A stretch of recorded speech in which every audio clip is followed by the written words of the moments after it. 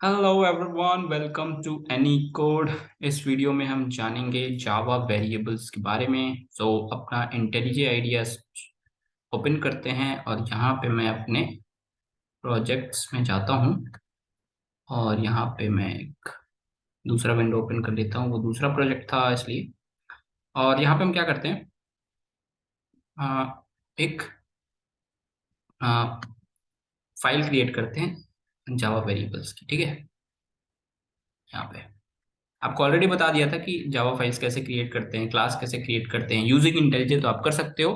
तो मैं जावा वेर नाम का एक वेरिएबल बना देता हूँ यहाँ पे। ठीक है, ये बन गया है। अब देखो, अब हम इसके अंदर पढ़ेंगे जावा वेरिएबल्स क्या होता है। तो वेरिएबल्स क्या होते हैं इसके पहले जानना जरूरी है। वेरिएबल्स का मतलब होता है कंटेनर, जो कुछ कंटेन करे। अब जैसे मेरे पास पेन है, तो मैं पेन कहाँ पे रखूंगा? जहाँ पे पेन पेन होल्डर में रखूंगा, है ना। अगर मेरे पास शर्ट है तो वो मैं कहाँ पे रखूंगा? हैंगर में उसको रखूंगा, हैंगर में उसको लटका के रखूंगा, है ना। तो अब वो हैंगर क्या है? वो एक कंटेनर है जहाँ पे मैं कपड़े रख रहा हूँ। पेन होल्डर क्या है? एक कंटेनर है जहाँ पे पेन्स रख रहा हूँ। वैसे ही वेरिएबल क्या होता है जावा में? कंटेनर होता है, और जिस टाइप का वेरिएबल होता है वो उसी टाइप की चीजें वो कंटेन करता है। सपोज मैंने यहाँ पे लिखा इंट a = 0। ठीक है, तो ये जो है ए जो है ये हमारा कंटेनर है, और ये किस टाइप का कंटेनर है? तो इन टाइप का कंटेनर है जो केवल और केवल इंटीजर वैल्यू को कंटेन करेगा। सिंपल। तो ये होता है जब वेरिएबल्स का मतलब होता है जावा में नहीं, किसी भी लैंग्वेज में, कंटेनर जो कुछ कंटेन करता है, राइट। इंटीजर हो सकता है, फ्लोट हो सकता है, स्ट्रिंग हो सकता है, कुछ भी कंटेन करे, that is a container. Java variable basically what is, so variables are container that stores the data, right. अब जावा में जो वेरिएबल्स होता है वो डिफरेंट डिफरेंट टाइप का होता है। ठीक है, पहले हम अपना मेन फंक्शन बना लेते हैं, क्योंकि जब भी आप कोड लिखते हो मेन के अंदर लिखते हो, क्योंकि मेन फंक्शन को कॉल कौन करता है? आपका ऑपरेटिंग सिस्टम कॉल करता है। तो मेन के अंदर हमको लिखना होता है हर, क्योंकि हर फंक्शन को कोई ना कोई कॉल करता है तभी वो ऑपरेट होता है। तो मेन फंक्शन को कोई कॉल करेगा तभी वो ऑपरेट होगा।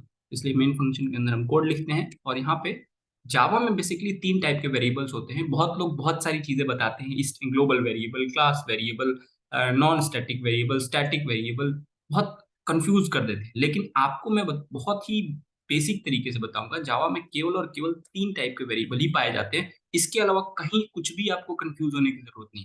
पहला जो वेरिएबल होता है जावा के अंदर वो होता है लोकल वेरिएबल। ठीक है, वो होता है लोकल वेरिएबल। दूसरा जो जावा के अंदर वेरिएबल होता है वो होता है इंस्टेंस वेरिएबल। इंस्टेंस वेरिएबल, ठीक है। तीसरा जो जावा के अंदर वेरिएबल होता है वो होता है स्टैटिक वेरिएबल। स्टैटिक वेरिएबल, ठीक है। यही तीन टाइप के वेरिएबल जावा के अंदर पाए जाते हैं। एक बार मैं डिस्प्ले करा के देखता हूँ ताकि आपको और अच्छे से विजिबल हो जाए।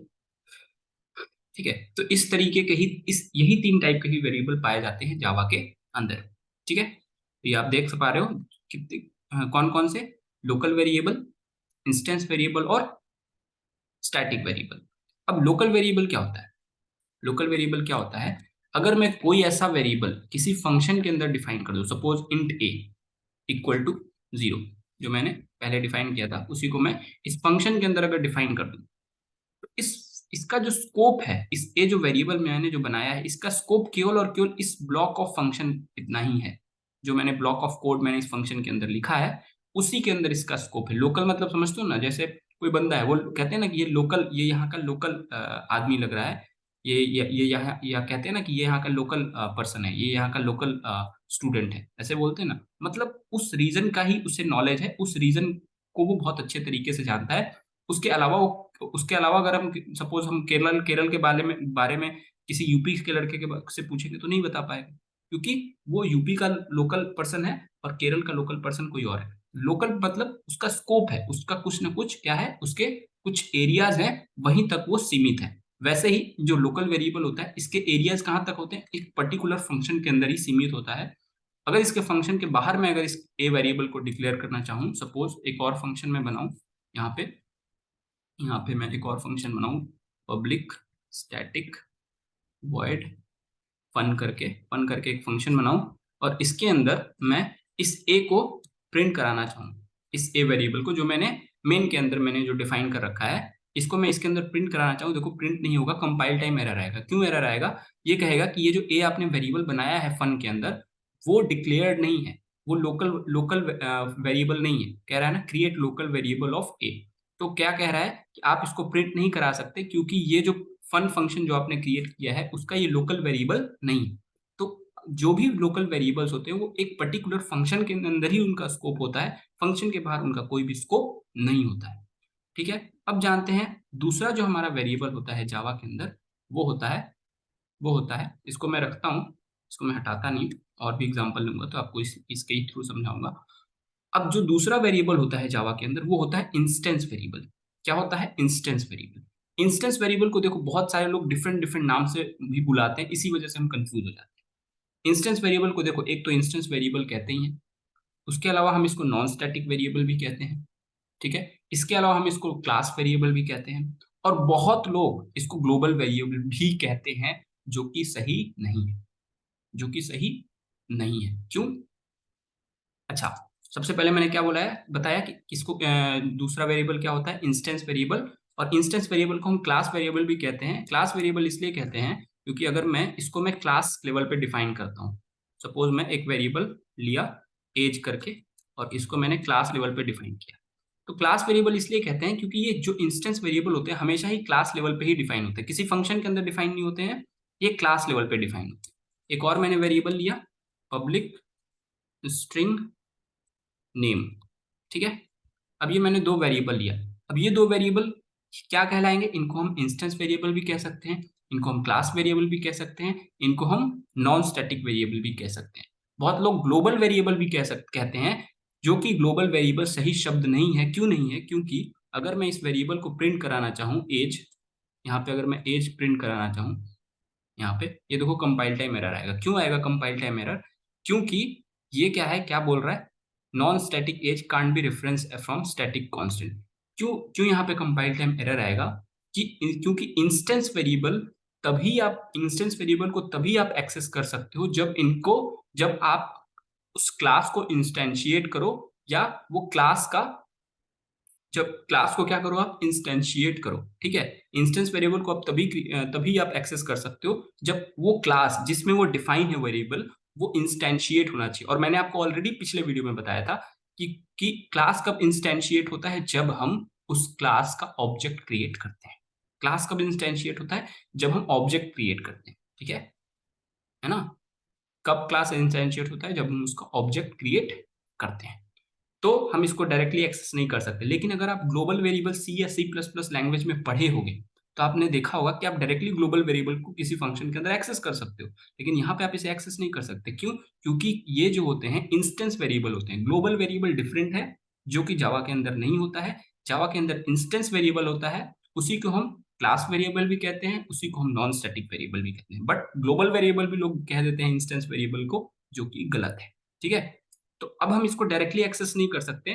क्यों? क्योंकि हमको क्लास को अपना इंस्टेंशिएट करना होगा। और मैंने आपको बताया था, क्लास को जब भी इंस्टेंशिएट करना होता है, ठीक है, क्लास को जब भी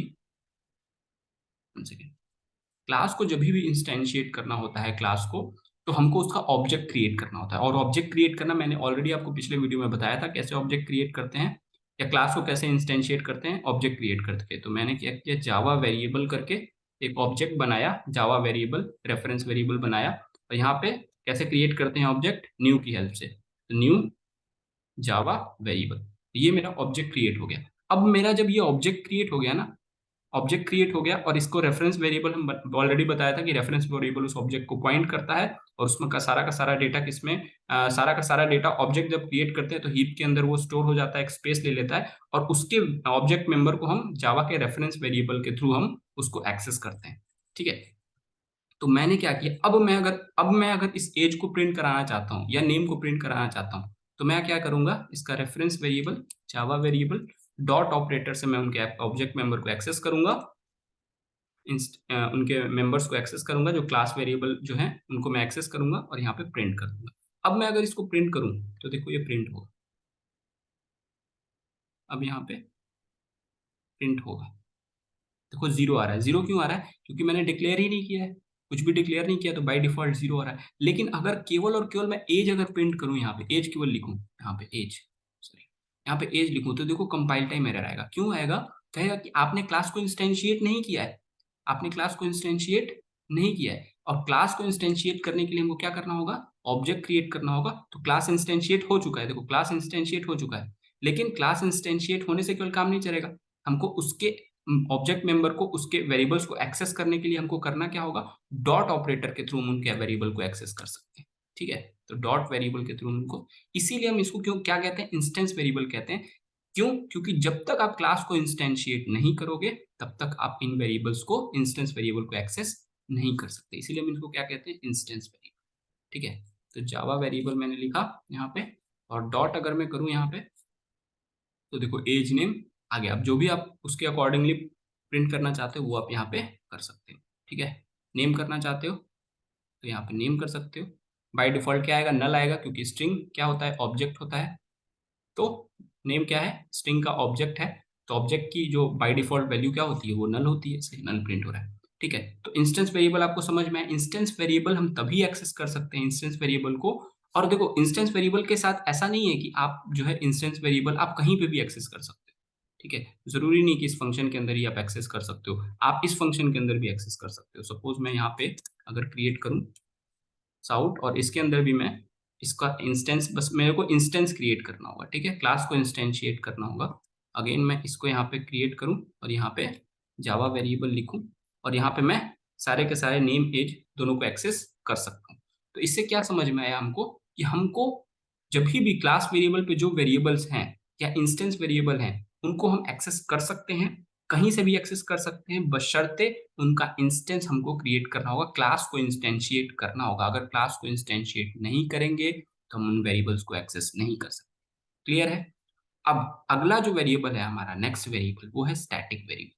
स्टैटिक वेरिएबल ना इंस्टेंस वेरिएबल, लोकल वेरिएबल से भी अच्छा है, मतलब बहुत मस्त वेरिएबल है। स्टैटिक वेरिएबल में आप कहीं पे भी एक्सेस कर सकते हो, जैसे इंस्टेंस वेरिएबल को कहीं पे भी एक्सेस कर सकते हो। कोई जरूरी नहीं कि आप इस फंक्शन के अंदर ही एक्सेस कर सकते हो या किसी ब्लॉक ऑफ फंक्शन के अंदर ही एक्सेस कर सकते हो जो लोकल वेरिएबल में था।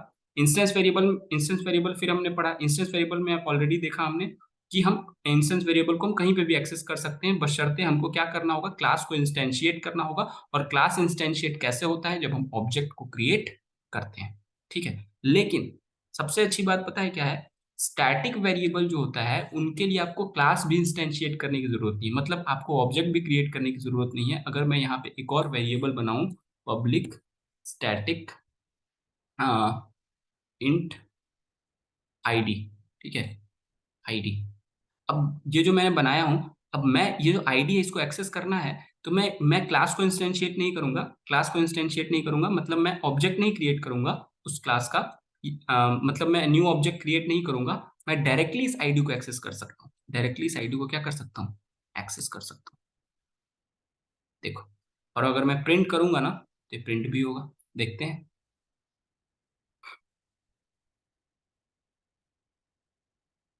इसको यहाँ पे करता हूँ। एक्चुअली ये फंक्शन कॉल नहीं हो रहा है, इसलिए ऐसी प्रॉब्लम आ रही है। ठीक है, फंक्शन को कॉल नहीं हो रहा है ना ये, इसलिए इशू आ रहा है। इस फंक्शन को अगर कॉल यहाँ पे अगर करना, देखते हैं, देखो 0 आ रहा है। अब मैंने आईडी का कोई ऑब्जेक्ट नहीं बनाया। यहाँ पे क्या किया था हमने? इंस्टेंस वेरिएबल को एक्सेस करना था, तो पहले हमने जावा वेरिएबल करके मैंने एक क्या बनाया? रेफरेंस वेरिएबल बनाया, और डॉट ऑपरेटर के थ्रू मैं उनके सारे के सारे मेंबर्स को एक्सेस कर रहा हूँ। यही तो कर रहा हूँ ना मैं। लेकिन अगर मुझे आईडी जो मैंने बनाया ये मैंने स्टैटिक टाइप का बनाया है, तो इसके लिए मेरे को ऑब्जेक्ट क्रिएट करने की भी जरूरत नहीं है, मैं डायरेक्टली इस आईडी को एक्सेस कर सकता हूँ। ठीक है, तो इसको हम क्या कहते हैं? इनको हम इंस्टेंस वेरिएबल कहते हैं। ठीक है, और इसको जो कहते हैं हम क्लास वेरिएबल कहते हैं। बहुत लोग इसको भी क्लास वेरिएबल कह देते हैं, इनको क्लास वेरिएबल कह देते हैं। इसलिए मैंने शुरू में बताया कि क्लास वेरिएबल भी लोग कहते हैं, लेकिन एग्जैक्ट जो हमारा डेफिनेशन है क्लास वेरिएबल का, वो स्टैटिक वेरिएबल जो होते हैं उनको हम क्लास वेरिएबल कह सकते हैं। लेकिन हम जो इंस्टेंस वेरिएबल बनाए हैं या नॉन स्टैटिक वेरिएबल जो बनाए हैं उनको हम क्लास वेरिएबल नहीं कहते। ठीक है, तो देखो, अब इससे हमें समझ में क्या आया? स्टैटिक वेरिएबल को हम क्लास वेरिएबल भी कहते हैं, स्टैटिक वेरिएबल भी कहते हैं। इंस्टेंस वेरिएबल को हम नॉन स्टैटिक वेरिएबल भी कहते हैं और इंस्टेंस वेरिएबल भी कहते हैं। लोकल वेरिएबल को हम लोकल वेरिएबल ही कहते हैं, है ना? तो लोकल वेरिएबल जो होता है वो पर्टिकुलर एक फंक्शन के अंदर ही होता है। वीडियो अच्छी लगी हो तो लाइक कर देना, सब्सक्राइब कर देना, शेयर कर देना। Thank you so much, thank you.